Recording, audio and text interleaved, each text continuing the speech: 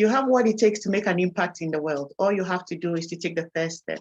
Welcome to another exciting episode of Podcast with SHEILA. Today, we are going to be hearing from a gentleman who embarked on his first project at the age of 6, Hreljac.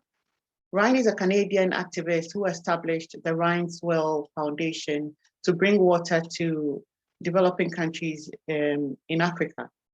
He has received numerous awards, and one of them is the Order of Ontario, which was bestowed on him at a very tender age. Hello, Ryan, and welcome to Podcast with SHEILA. Hi, SHEILA. Thank you so much for having me. It's a pleasure to have you. So what would your favorite quote be, if you have any? Well, I usually say to people that you're never too young or old to make a difference. I think it's never too young to start. It's also never too old to start if you find something you're passionate about.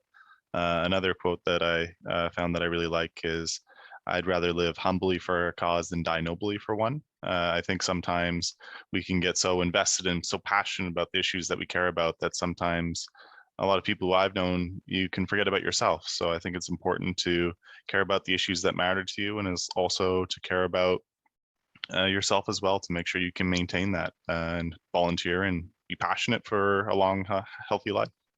That's great. That's great. That's great. Tell us a little bit about Ryan. Who's Ryan? Where'd you come from? How? Well, I'm an old man now. I'm 30. But back when I was 6, I started a school project in my grade 1 class to raise money for a well, because I heard that there were kids my age who couldn't go to school because they didn't have water there. And we were, really young. We were 6 and 7 years old. So when my teacher said that kids didn't have wells and water, we didn't really understand. We asked questions like, why don't they just go to the tap? Problem solved. Yeah. My teacher explained that, nope, not everyone has taps. Sometimes kids have to walk as far as like 5 kilometers to go to a water source if they don't have it at their school or their home. And, we didn't understand how far that meant. Like, we were so young, but my teacher tried to explain by saying that it's about 5,000 steps. And that didn't help either, because we couldn't count that high. But I counted the steps it took me to get from my classroom to the water fountain, and I counted 10, and it just didn't seem very fair. So I raised my hand and I tried to get involved by fundraising what I thought would build a well and what I thought would bring clean water to the entire world. It turns out that that wasn't the case, but it set me on a path to make it a part of my life. So now I've been fundraising and volunteering and working now for 24 years, and we've been able to do over 1,500 water projects, helping over 1.1 million people get clean water. So sometimes, it doesn't matter if you're young, naive. If you have a passion, you owe it to yourself to follow up with it. Great. Let's take the story from the top. I read a little bit about your story, and it says that when your teacher told you the story, you went home to tell your parents about it, that you wanted to embark on a project, and then you wanted them to give you money for your first project. And your parents said you have to work for the money. Yeah. You did work for 4 months, and then you earned $70. And then you realized $70 was not enough to start the project. So how did you raise your first amount of money to start the project? Well, it was even tough actually to raise the $70, because I had to persuade my folks to let me do chores to get an allowance to get that. And it was, I remember it was actually a Lenten school project. So the project was supposed to last 40 days. And by the time those 40 days had gone by, I had only raised $25. So it took for what felt like forever to get to there. And then to be told that, I went in and my school wouldn't take the money anymore because the fundraiser had ended. Oh. And my mom found an organization in the city where I'm near, a city called Ottawa, an organization that did that kind of thing. They built water projects around the world. And I remember I had this like cookie tin filled with change, and I went in and I was all excited. I thought it was going to build a well. And, they were really nice. They were like, oh, this is so great. They showed me around their office, explained a little bit about what they do, and then said that, this is great. This will help, but the amount of money you have, it will just buy like the hand pump that goes on top of the well. Oh. To build the well itself, it would cost $2,000. Oh. And then kind of just patted me on my head and said, off you go. And I told them actually before I left that I would just go home and do more chores and come back once I had $2,000. And so we got home. I was at that meeting with my mom, and we got home, and my mom said to my dad, like, it's not over. The goal is $2,000 now. And my dad just he face palmed. He went like, "Oh my God, like this isn't over yet." Because I had been doing chores, trying to squeeze out little dollars here and there wherever I could. And I like my dad a lot. He's retired now, but he was a police officer in the city, Okay. and he used to volunteer basketball coach the 2 high school teams in my town. He's a really nice guy, and I looked up to him when I was a kid. But I sat down with him and we had a chat, and he said, "You did a great job raising the $70 needed for this well. And it won't build a well, but it will help. And you did a good job. You should feel proud of what you did. You met your goal. But it's okay to stop." My dad wasn't trying to be mean. He wasn't trying to put me down. He was just, a grown up, and he knew that the world's a big, complicated place, and that I think I would have just turned 7, and that a 7-year-old son couldn't bring the world clean water. So he wanted to save me from, the harsh reality of the world itself. But I think when I was 7, I don't think that mattered. I had this passion. I really thought I could fix the world by doing one well, and it would end up making a big, huge difference. So, I decided to keep on going. I ended up going back to my school and trying to talk to my friends and trying to get them involved. And it was really tough and challenging because not everyone has the same passions or sees things the same way. So I had to get a little bit creative. I think my very first fundraiser was a Pokemon card raffle kind of thing for like trading cards that kids use kind of thing. And then we had like a bump basketball tournament at lunch. So sometimes if you have a passion, you look at your target audience and you make it fun and applicable to the people who are engaged. And then a few of my friends who wanted nothing to do with it before all of a sudden wanted to participate, and we were able to get the ball rolling. And then some teachers saw what I was doing, and I wasn't exactly the kid to go out and do extracurriculars or the smart kid in class. I was just kind of there. And I think for other students and my teachers, I think it was kind of like if Ryan can do that, like what can I do? Because I think sometimes when we think about making a difference in the world is we put it on a pedestal that it has to be, you have to be a remarkable, selfless individual to get it. But I was just Ryan. So I think it's important to remember that that can have an impact on others. And it created a movement that led us to creating the Ryan's Well Foundation to where we are now. So it's kind of crazy. Great. I still want us to dig deeper. So where was the first place you built your first well? So the first well, it took a long time. Like I started doing all those little fundraisers at my school. It took about a year to fundraise enough money for the well was going to be. And they had featured me in their newsletter. They're like, "Oh, this is a cute kid who's doing fundraising for us." So I weaseled into a board meeting with their local partner who was working on the ground in, I think, 2 different areas of Africa at the time, an organization called CPAR, and Canadian Physicians for Aid and Relief. And they did the on the ground water work, and I got invited to a meeting, and they asked me if I wanted to, they were working in 2 different areas that would be good sites, a village in Ethiopia and a school in Uganda. And I told them I would like the school in Uganda because I wanted kids to be able to go to school. And then we were able to get that done, and the well went in, and it was a school called Ngolo Primary School. And the school enrollment actually, it jumped like crazy because more kids were actually able to go to school instead of getting water for their families. So it went from 700 to 1,400 students. So it ended up making a huge impact, and that was kind of ground zero for all our work. Great. I also read from your story that you met a friend in Uganda at the time. Are you still in contact with him? I am. When I was in grade 2, we all got pen pals actually, so like writing buddies at the school where the well was built. And my pen pal ended up to be a kid named Jimmy. And we wrote for a couple of years. And then I was lucky, actually, I was able to actually go and visit the well. The school had heard that a kid had fundraised money for the well, and they were I think that the school and the community were really curious because in that culture, even more than like in the UK or Canada, when you're a student, like you sit down in class, you listen to what you're being told. And then when you're an adult, you become like a member of the community and you participate more. But they took that as a message for their students that they didn't have to wait. It wasn't, the government or a big aid organization that had come and helped drill the well. It was a kid. So they had always thought the story was neat and shared it with their students and always wanted me to come to officially open the well. So the opportunity came and I was actually able to go, and it was pretty unbelievable. There was a huge celebration at the school, and there were 5,000 people there. Everyone was so happy for the water source, and it was unbelievable. And that gave me a lot of motivation to keep going. But a part of that trip was I also met Jimmy there, and we became really good friends. Actually, after that celebration, I went to school for 2 weeks at the school, and I just hung out with Jimmy every day, and we became really good friends.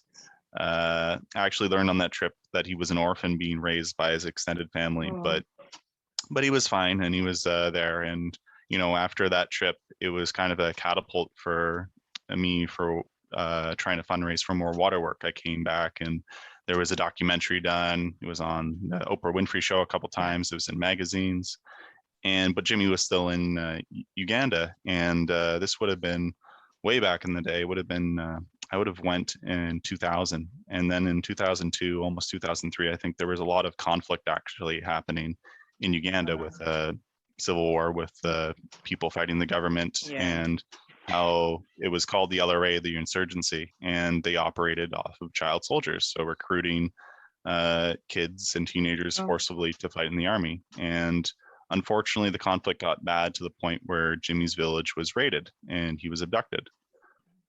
He actually chewed through the ropes that were tying his hands up, and he ran off and he escaped, kind of thing.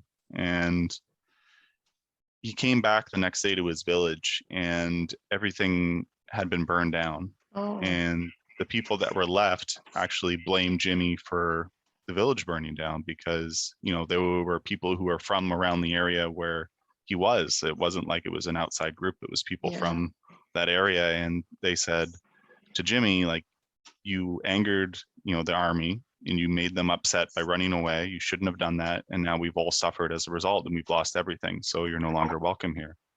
So he would have just turned 13 at the time, but people had lost everything, and at the same time he didn't have a home anymore. And we heard about all this, my family and I, like a couple of weeks after, because this was a long time ago, and we heard from a contact of ours who was helping us with water projects in a different area about what actually happened, that Jimmy was living on the streets basically in the city close by. And we were sending a couple bucks for Jimmy's education, but we thought we were meant to do more. So after a very crazy month of this and that, we were actually able to get Jimmy to come to Canada on a visitor's visa to attend a conference. And he went to my school for the end of the year, and we became really good friends, and again, all over again. And we actually learned more about what actually happened to Jimmy, because we had heard everything that I just told you, like in basically a 2-line email that was very, very broad, that Jimmy wasn't safe, kind of thing. So learned about everything that happened with Jimmy, and then Jimmy was able to claim refugee status, and he became my brother.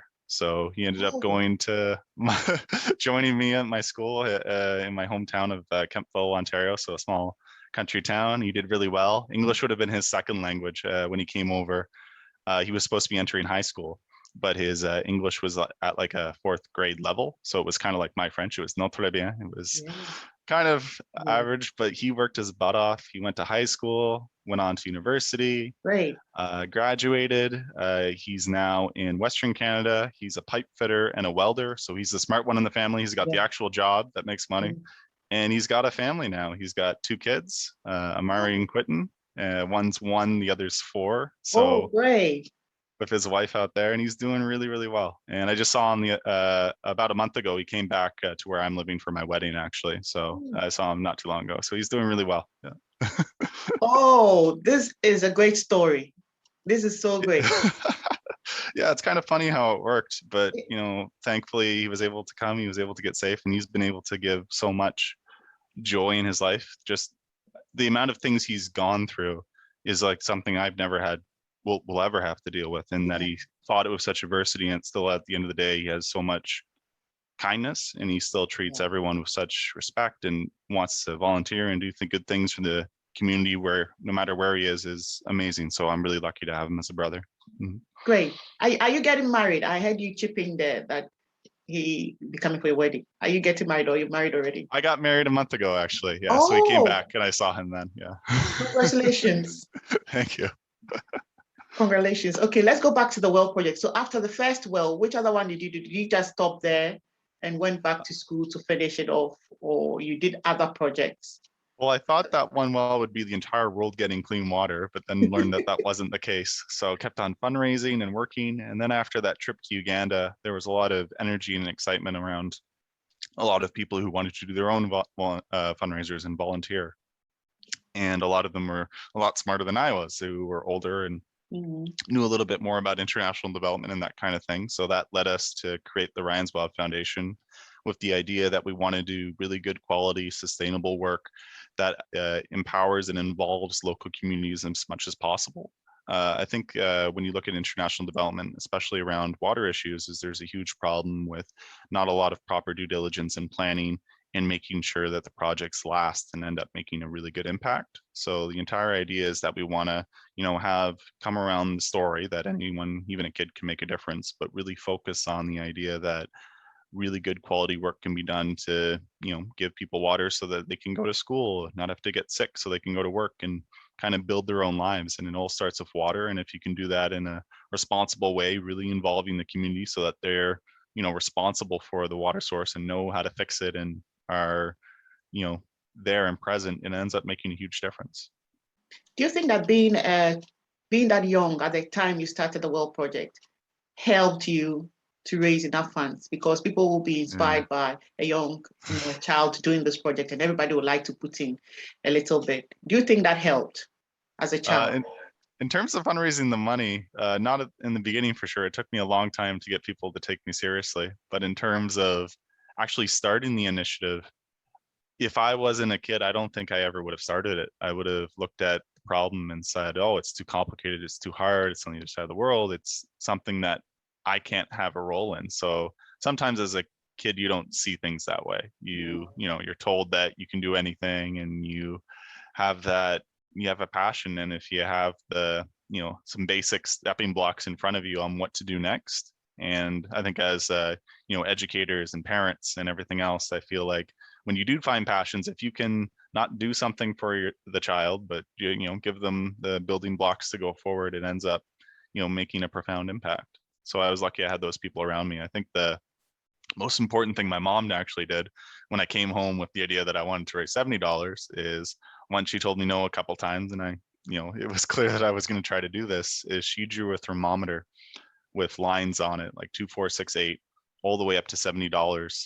And it was like a thermometer kind of thing. And every $2 I raised, I got to color in another line. And I think that's important because sometimes if you, as a kid, if you have a big goal, like bringing clean water to the entire world, you can get lost and not end up doing anything because your goal is so arbitrary and out there. But if you have a tangible goal and you're able to work towards it, it really helps you keep grounded and focused. So I was lucky I had that. Mm-hmm. Now the project is very big, I believe. You have a team working with you, do you? Yeah, I wouldn't say we're big, but we have 3 full-time staff, 1 part-time. We have a board of directors, a build committee of volunteers, and volunteers all around the world who help us fundraise and put out materials and whatnot. And we're able to do a lot of good work as a result. We focus this year, we'll be focusing on 4 different countries. We're doing a lot of work in, 3 different countries with 4 different partners. We're doing a lot of work in Uganda, along with Malawi and Ghana, and just trying to do as much good work as we can. What was your impression when you first got to Africa? Let's ask this question first before we go to that. Did anybody try to discourage you, saying, no, I don't think you should take this project, going to Africa and all that? Did anybody try to discourage you from doing the project? I think there was people kind of like my dad did in the early days, not necessarily outright discouraging, but just, who were maybe a little bit more grounded in reality, who, cautioned that I shouldn't get my hopes up for trying to make a difference when that could easily not happen. Yeah. And I feel like no matter what you're trying to do, there's going to be people like that. And at some points in life, those people are actually very important to keep you grounded, to have a good set on what's doable and what's not. But at the very beginning stages, when you have a dream, when you're trying to do something that's radically different than what the norm is, I think it's important to really follow your gut and follow your heart. And I was just lucky I was able to do that. Yeah. What was your impression of Africa when you first got there?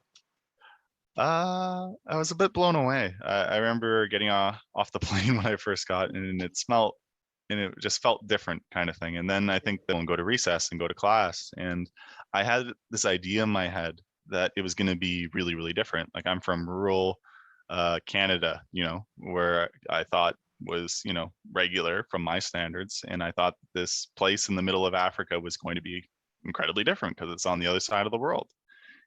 But, we went to class, we played soccer at recess and hung out with the kids after school. And, we did different things, like we barbecued corn as a snack and just was eating it just by the fire kind of thing. But, they were the same kind of kids that I had at my school back home. Like they wanted to go to school, laugh, have fun, and were kids. And I think that was important for me to actually realize that, no matter where we are in this world, we're a whole lot more similar than we think at the end of the day, especially when we're kids. And I think it was really cool to see that. Yeah.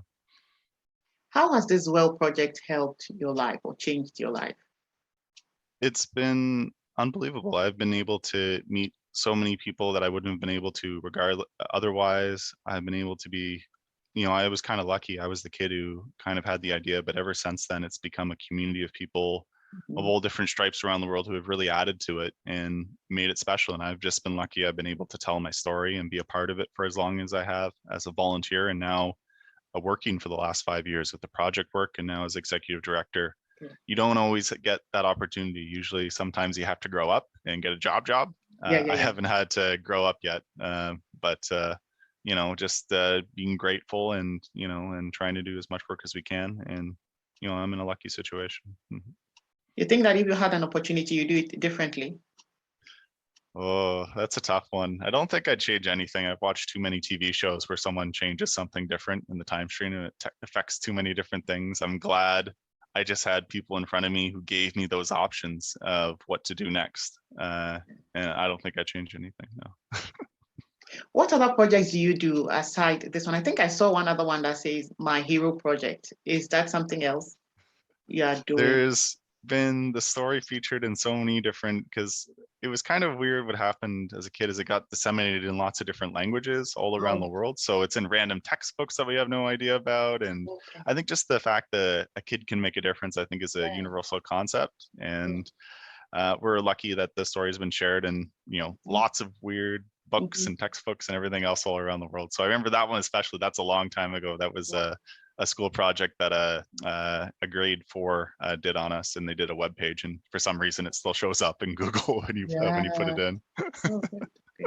But do you do any other project as well aside this WELL project? I do a little bit of volunteering, especially when I was in university. I was volunteering basketball coaching, and I volunteered with an organization called Frontier College, helping teach people literacy skills who don't otherwise have them. And try to do stuff in my community even now. I volunteer with a few different organizations trying to help with economic development and stuff like that. So lots of different causes in the world that need support and help in our own backyards and around the world. So if you're able to do both, I think that's the money right there. You give speech on water and sanitation, do you? Yeah, it depends on the audience. Sometimes some water and sanitation, the nuts and bolts of what we do and what we try to do. Other times on motivation. I think we're all trying to find a way to make a difference in the world. And sometimes I share my story, and sometimes that resonates with some people. Yeah. Have you had any challenges on this project aside raising funds for it, like challenges on site whilst raising the wells and all that? Have you had any challenges you would like to share with us? Yeah, I think the biggest thing for us is, like, when I talk about sustainability being the most important thing, that was from the very beginning when we saw other projects that were done. When you see wells that are dry, wells that aren't in use, and different water projects that don't have the impact.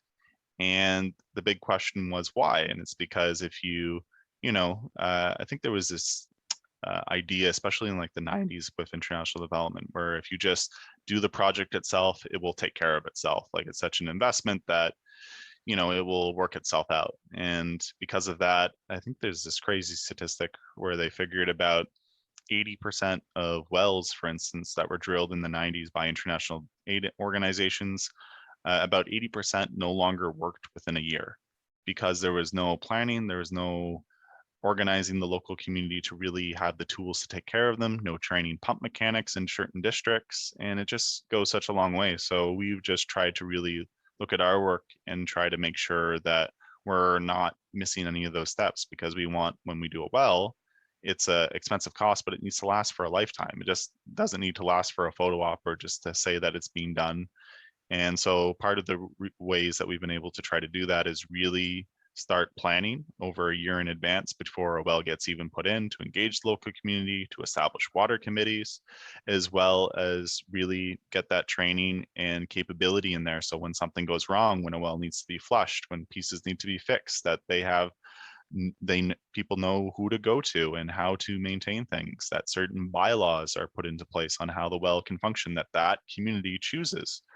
And that's incredibly important. The other thing that I think is really important that we do is we do a look back campaign, where we look back every 5 and 10 years at about 80% of our projects, and go and look back and see what's working well, what needs work and needs improvement, what's maybe something that one community committee has found works really well for the water source that we want to carry forward to use with other committees. It's incredibly important that it just doesn't end with the well going in, that it starts before and it goes on long after.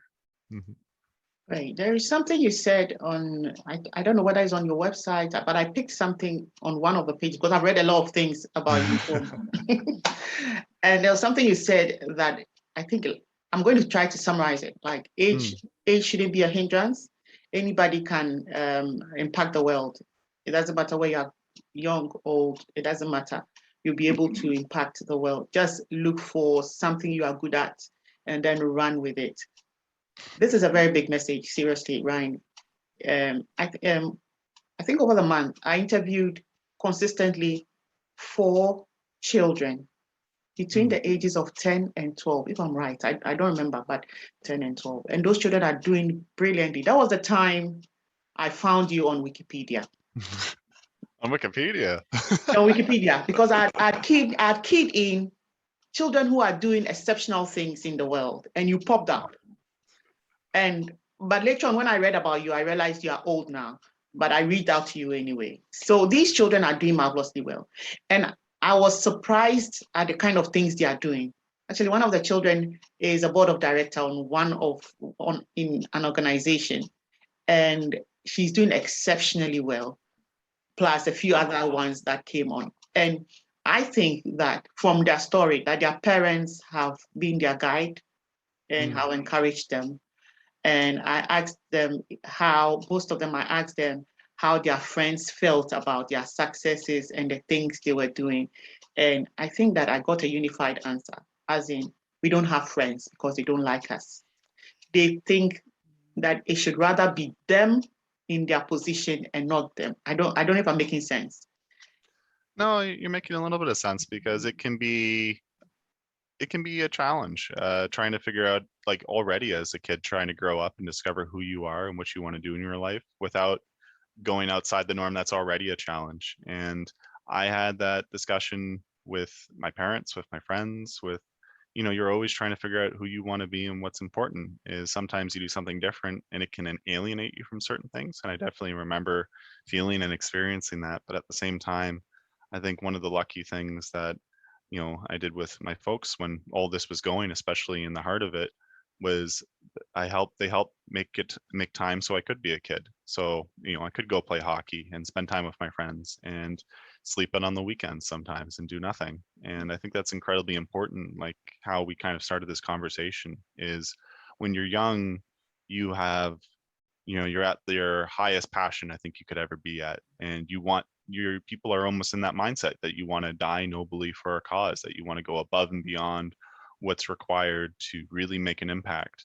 And when you have that kind of personal investment, like staked on what you're trying to do, is when you hit a roadblock, when you don't meet a fundraising goal, when something doesn't turn out the way you wanted it to, it can be devastating. Yeah. There was actually, it's really interesting. There was a radio program that were doing a special segment on volunteers here in Canada. They do a CBC, it's called CBC All in a Day, and they were doing a special segment on volunteers. Why do they volunteer and things like that? And they were doing it based off of age groups. So they interviewed someone from 0 to 9, and then teens, 20s, all the way up to someone in their 90s.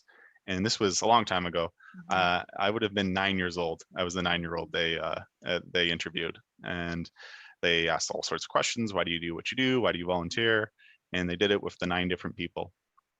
And it's fun. You go and you talk about why you care about what you care about. But what was really interesting is at the end, they found out something even more interesting. With the exception of myself and the teenager, everyone else who they interviewed at some point in life had actually gone through a mental breakdown, had gotten to a point where they couldn't sustain living a healthy life while being so involved in the cause that they were. And I think it's okay to take care of yourself. It's okay to have friends and be a kid, especially when you're trying to get involved in something that doesn't prohibit you from making a difference. But if you really want to make something rounded in a part of your life, I think it's an essential step. And that's not to say to not do as much. I think everyone has their own balances and things that they need to look at. But I think it's important to do that, because if you can find the balance, you could end up making what was like a 5-year passion project an amazing part of your life forever if you're able to find that balance. And I think that's really important. Great. Just before we wrap this whole thing up, what advice would you like to give to first children out there, and then later on to parents of children who want to explore the world or try to find themselves at a very young age? I think, I think the first thing is just, if you're a kid, if you find something that you are passionate about, that you are curious about, raise your hand, find out more about it, and do something small, because you never know where it will lead. And I think for parents, teachers, anyone who's older, who has someone, or even themselves, who's, all of a sudden is interested in something, I think it's just a matter of setting a goal, or putting, when you're a kid, one of the grateful things that my parents first did when I came home asking for $70, they just didn't give me $70 and say, okay, go away now. They gave me the opportunity to fundraise it for it, and they put the work in front of me that I needed to do. And if they never did that, then it would have just ended there. So I think that's important to, take seriously, but at the same time, give a challenge. And if you can do that, who knows what can happen. Great. I really enjoyed it. I think that we've said a lot of things here as children, advice for children and for parents and for adults. And in conclusion, actually, in a nutshell, that everybody has the ability to impact the world. Just look for it. It should actually be in your comfort zone, or something you're comfortable doing with ease, and you should be able to do it and help people around you. Where can people connect with you, Ryan, as we bring it to a close? Yeah, we have our website, ryanswell.ca, and we have lots of information on our projects that we're actively fundraising for, and everything like that is on our site. And we also, are trying to empower people to make a difference. So share your story with us on social media or wherever else. And let's make the world a little bit better. Great. We would like to say a very big thank you for coming on Podcast with SHEILA today. Well, it's my pleasure to be here. Thank you for doing what you're doing, trying to get stories out there about kids and people making a difference in the world. That's amazing what you're doing. Thank you. As we wrap up, we want to put this out there that Podcast with SHEILA is giving 5 awards from now to the end of the year to women who are making remarkable things in their community, in their homes. If you know of any woman who's done something remarkable but has never received recognition, just get in touch with us. I'm going to be leaving the link to Podcast with SHEILA somewhere in our description box. Get in touch with us. Let's get to know this woman. We have 5 awards for them, and then we'll be sending it out.